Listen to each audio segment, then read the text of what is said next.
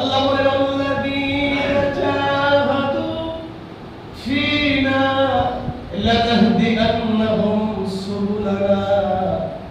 ও বান্দারে, তোর যদি দুনিয়ার সব পথ বন্ধ হয়ে যায়, তোর যদি এই পৃথিবীর চাওয়ার জন্য, সাহায্যের জন্য এই জগতের সব দরজা তোর বন্ধ হয়ে যায়, তুই যদি আমার কাছে ফিরে এসে আমাকে যদি ডাক দেস, আমি আল্লাহ তোর জন্য হাজার দরজা খুলে দিব। কোরআনের ঘোষণা যদি সত্য হয়, বলুন বিপদে পড়লে কার কাছে আসতে হবে? আল্লাহ। দুই হাত তুলুন, কার কাছে? আল্লাহ। ওই হাত তুলে যদি রব্বে কারীমের দরবারে যদি ডাক দেই, দুনিয়ার বন্ধ দরজা খুলতে পারে কি পারে? পারে।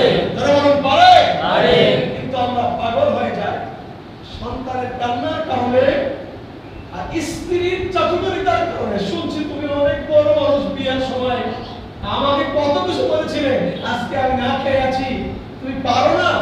স্ত্রীকে অনেক লবণ সবন দেখে একজন স্বামীকে অন্যায় বাধ্য করছে আজকে পৃথিবীতে।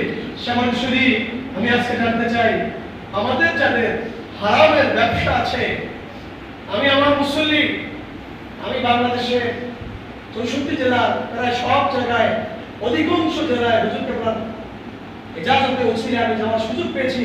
আমি বাংলাদেশের অনেক জায়গায় কথা বলি, আমি আপনাদের মধ্যেও কথা বলি, আমার দেশেও কথা বলি। সেক্ষেত্রে আমি বলতে চাই,